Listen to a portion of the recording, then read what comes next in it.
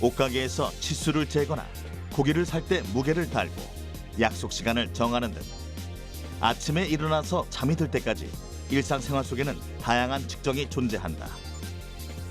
일반인들은 시계가 100만 분의 1 오차로 틀리더라도 피부로 느끼지 못하지만 누가 정확히 측정할 수 있는 기술을 갖고 있느냐에 따라 새로운 과학기술 분야가 열리느냐 그렇지 않느냐가 좌우되기도 한다. 이렇듯 측정은 우리의 일상생활은 물론 산업, 과학 발전에 밀접한 영향을 끼친다.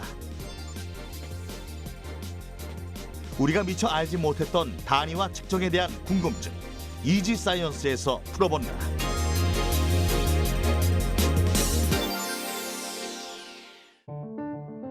도량형이나 표준은 국가 통치의 중요한 수단이다. 동서양의 역사에서 새로운 왕이 집권할 때마다 도량형을 재정비함으로써 제도개혁의 수단으로 삼아왔다. 우리나라는 단군 조선 시대부터 고유의 도량형 체계를 발전시켜왔다. 도량형은 사람의 몸의 일부분을 기준으로 사용했다. 즉, 길이는 손가락으로 한 뼘, 두 뼘, 부피로서는 양 손바닥으로 담을 수 있는 한 줌, 두 줌 등으로 시작됐다. 이러한 도량형은 조선 세종 때 좀 더 규격화되었다. 그중 대표적인 단위가 황종척이다. 황종척은 조선 세종 때 사용한 도량형의 기본 단위다. 당시 음악의 기본음을 내는 악기 황종관을 기준으로 한 척을 정했고 이것을 기준으로 만든 자와 단위 기준을 황종척이라고 불렀다. 그리고 이 황종척이 모태가 돼서 탄생한 자가 바로 유척이다. 유척은 노쇠로 된 사각막대에 눈금이 새겨져 있어 암행어사가 지방관청의 도량형이 얼마나 정확한지 판별할 수 있게 도와주었다. 관리들이 잘못된 측정기구를 써서 세금을 거두지는 않는지 단속할 수 있는 표준자의 역할을 한 것이다.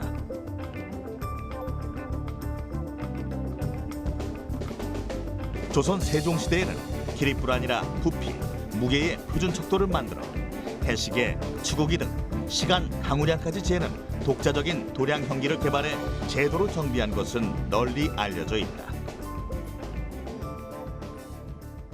이것처럼 왜 그 나라들이 이제 혼란스럽다가 뭔가 안정화될 때 그 옛날부터 지금까지 이제 이 단위를 정비를 했는데 그 이유가 뭐냐면 이건 바로 사회의 약속입니다. 그 사회가 잘 지나가기 위해서 필요한 약속이기 때문에 우리가 이 단위를 재정의하고 하는 일을 하는 겁니다. 한 나라에서 약속에 의해 채택된 단위와 표준을 그 나라의 국가 표준이라고 한다. 그리고 이 국가 표준이 국가 간에 서로 인정받기 위해서는 국제 차원의 표준이 필요하다.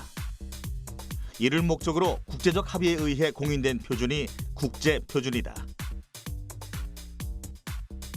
국가 간의 교류나 무역이 활발하게 이루어지는 현대 사회에서 국제적으로 통용되는 국제 표준의 확립은 필수 사항이다. 현재 미터 협약에 가입한 나라들은 7개의 기본 단위를 바탕으로 하는 국제 단위계를 사용한다.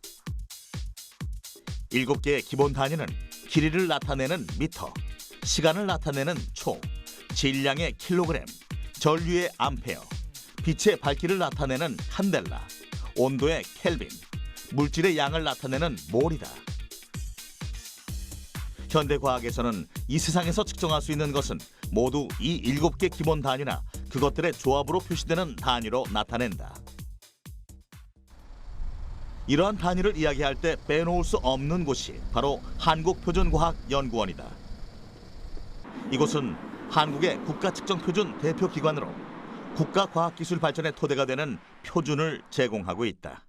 세계적으로 가령 1m는 이렇게 이걸 1m라고 하자라고 했으면은 그건 말로 있는 거잖아요. 근데 우리 산업에서 또는 우리 실생활에서는 그게 진짜로 1m인지를 잴 수 있는 방법이라든지 측정 기기라든지 이런 게 필요한 거죠. 과학자들이 1m를 이렇게 하자라고 정의했던 약속을 실제로 실행하는, 구현하는 일을 하는 겁니다. 표준 작업은 굉장한 정확성을 요구하기 때문에 개인의 능력으로는 감당하기 어렵다. 미세한 오차조차 허용하지 않기 때문이다. 이에 그 오차 범위를 줄이기 위해 끊임없이 연구한다. 정확한 측정과 단위 등에 대한 표준은 중화학공업과 반도체, 조선, 항공, 자동차 등 국가 주력 산업 제품의 품질을 향상시키는 데 중추적인 역할을 한다. 또한 표준은 제품의 성능 또는 안전성과 관련해 통일된 공인 기준을 정하는 것이다. 일단 국제 표준으로 인증되면 이 기준에 따라 제품의 성능 평가 및 안전성 평가를 받아야 한다. 그만큼 세계 시장을 선점할 가능성이 높아지는 셈이다. 낮 기온은 서울이 17도, 대전도 17도. 우리가 매일 접하는 일기예보에서 빠지지 않고 등장하는 온도는 우리의 생활에 있어 중요한 정보가 되고 있다. 그렇다면 온도를 나타내는 표준은 무엇일까? 일반적으로 많이 알려진 온도의 단위는 섭씨와 화씨다. 섭씨는 물이 끓는 온도를 100도, 얼음 녹는 온도를 0도 표준으로 정하여 그 사이를 100등분한 온도 눈금이다.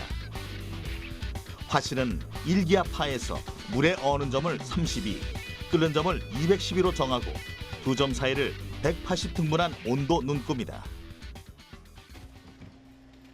하지만 섭씨와 화씨는 물의 특성으로 기준한 것이기에 물의 미세한 변화에 따라 변할 수 있는 한계가 있다.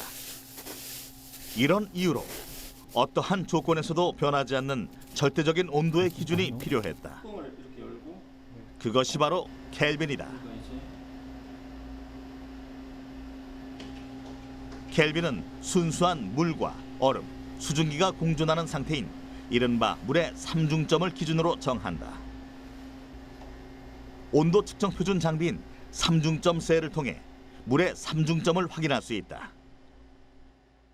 지금 이 밀폐된 셀 안에는 오직 물만 들어있고요. 물이 액체, 고체, 기체 상태 세 가지 상태로 동시에 존재를 합니다. 이렇게 세 가지 상태로 물이 존재할 때는 굉장히 안정된 온도를 오래 유지할 수 있기 때문에 켈빈의 정의에 사용되고 있습니다. 이처럼 절대온도 켈빈은 물이 고체, 액체, 기체로 동시에 존재할 수 있는 삼중점 온도인 0.01도씨를 273.16 켈빈으로 정한 것이다. 그리고 이것은 켈빈을 정의하는 기본 고정점이다. 다양한 고체와 기체를 통틀어 물의 삼중점은 가장 안정적인 기준점이다. 게다가 삼중점은 한번 만들어 놓으면 수개월 동안 사용할 수 있고 외부 환경의 영향을 적게 받는다. 그렇다면 무게의 기준이 되는 것은 무엇일까? 그것은 130년 동안 프랑스 파리 유서 깊은 건물 깊숙이 감춰져 있다. 바로 국제 킬로그램 원기다. 이 원기의 무게를 1kg으로 보고 이를 기준 삼아 1mg부터 20kg까지 표준 장치를 제작해 질량의 국가 표준으로 삼고 있다. 이런 무게를 바탕으로 힘 측정의 기준이 되는 초대형 힘 측정이 가능한 국내 최대 규모 실하중 힘 표준기가 국내 연구진에 의해 개발됐다. 우리나라는 미국, 독일에 이어 세계 세 번째로 보유국이 됐고 아시아에서는 최대 규모다. 이 힘 표준기가 있어야만 우리나라 모든 산업에 사용되는 대용량 힘의 기준을 세울 수 있다. 메가 뉴턴은 100만을 나타내는 메가와 힘의 단위인 뉴턴을 결합한 무게 단위로 1메가 뉴턴은 8톤 트럭 12대 반이 실을 수 있는 무게와 같다. 이 거대한 규모의 실하중 힘 표준기는 건물 자체가 힘 표준기를 잡아주는 형태로 힘 표준기를 옮기고 그에 맞게 건물을 시공했다. 높이만 무려 17m에 중량은 180톤인 실하중 힘 표준기. 특히 이번에 개발된 표준기는 스테인리스 합금으로 만들어져 철로 제작돼 녹이 스는 종전 표준기의 단점을 극복했다. 추의 중력을 이용해 대용량 힘을 측정하는 실하중 힘 표준기는 측정 불확도가 0.002%로 가장 정확한 힘 표준을 제시할 수 있다.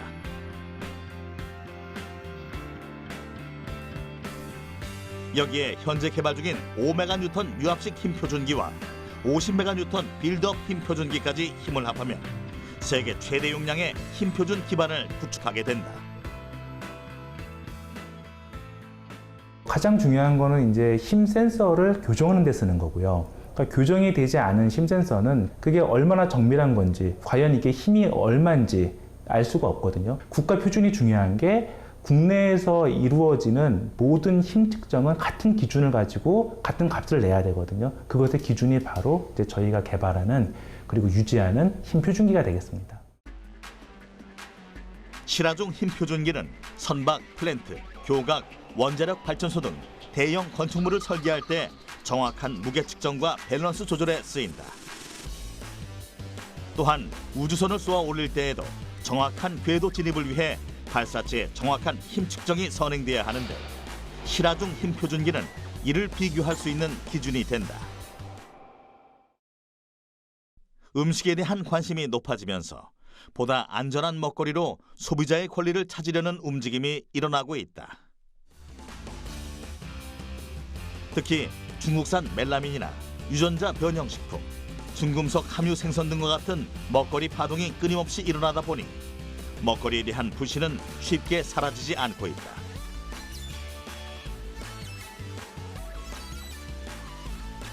검사 결과에 대한 객관적이고 과학적인 근거를 제시할 수 있을 때 이러한 소비자의 불안을 잠재울 수 있다. 이에 한국표준과학원은 식품 안전을 위한 기준을 제시하고 있다. 식품 속에 함유된 농약 성분이나 중금속과 같은 유해 물질의 양을 정확히 분석하는 방법을 확립해 이와 관련된 인증 표준 물질을 개발해 보급하고 있다. 인증 표준 물질이라고 하는 것은 표준 물질을 인증하여서 우리가 다른 일반 시험소들이 그것을 이용해서 자신의 기관들이라든지 자신들의 기기 또는 사람, 방법 그 모든 것을 유효성을 검증할 수 있는 표준 물질이 되겠습니다. 그렇게 함으로써 연구소들이, 시험소들이 내놓는 데이터에 대해서 신뢰성을 확신할 수 있는 것이죠. 일반적으로 농산물이 시장에 나가기 전 잔류 농약이 규제치를 넘지 않고 있다는 것을 검증받아야 한다.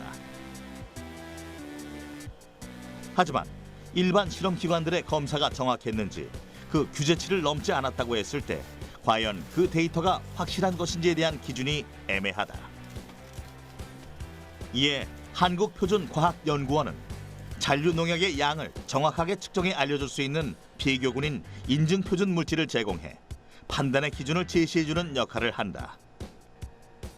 그 범위도 광대하다.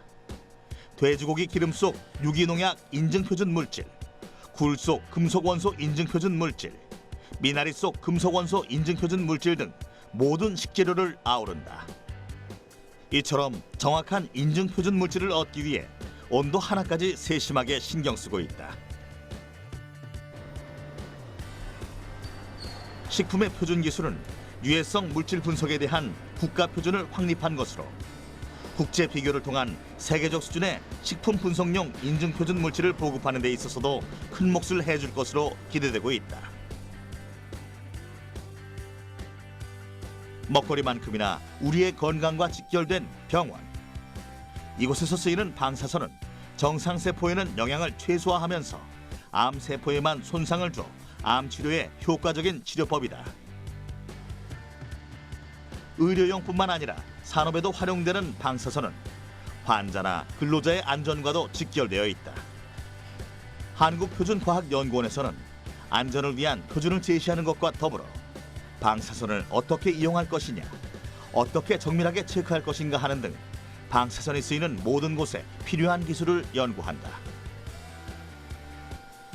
그리고 국내 모든 쓰임에 필요한 방사능 표준들을 공급하고 표준을 국제적으로 동등하게 유지하기 위해서 여러 가지 연구 사업들을 하고 있다. 치료방사선 표준은 이제 방사선 치료를 할 때 그 방사선 세기를 측정하기 위한 기준으로 필요한 거죠. 그러니까 어떤 양을 측정하기 위해서는 그 단위에 대한 표준이 필요합니다. 그래서 그 치료 방사선을 측정하려면 이제 방사선 치료를 할 때 환자에 얼마만한 방사선을 줘야 되는가, 그거를 이제 그 결정하기 위해서 필요한 거죠. 치료 방사성 표준을 만들기 위해서는 가속기와 표준기가 필요하다. 선형 가속기는 전자를 가속시켜 고에너지의 방사선을 생성, 방출시키는 장치로서 인체 내부에 있는 악성 종양의 모양에 따라 방사선을 쬐어줌으로써 종양을 제거하는 치료 장비이다. 그리고 빔에서 나오는 방사선을 측정, 표준을 만드는 표준기를 통해 방사선량 측정 표준을 확립하고자 한다.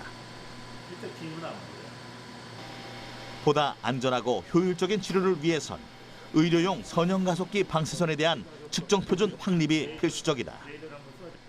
그리고 이를 보급하기 위한 표준 보급 시스템 구축이 필요하다. 국민의 삶의 질과 직결된 측정 표준 연구인 만큼 하루빨리 더 큰 성과를 이뤄내길 기대해 본다.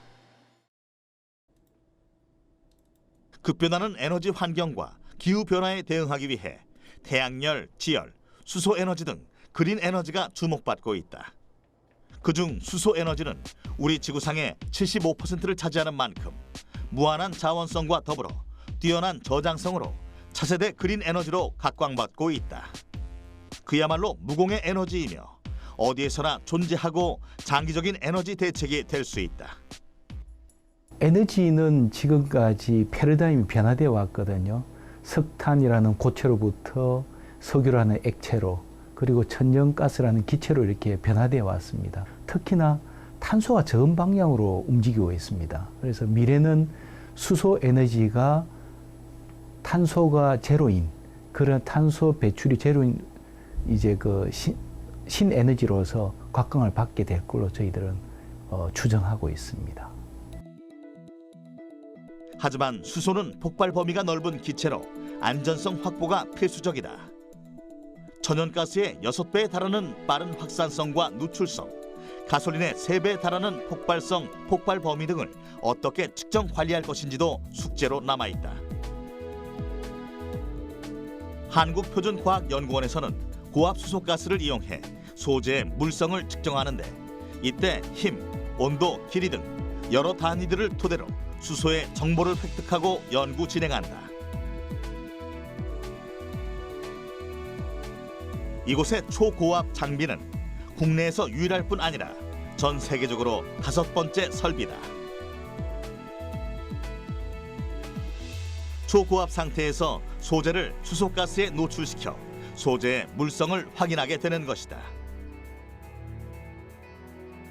초고압 장비 내부에는 시료를 주입하는 공간이 따로 마련돼 있다. 바로 이곳에서 수소를 주입한 후 그 양을 조금씩 늘려가면서 실험을 진행하게 된다.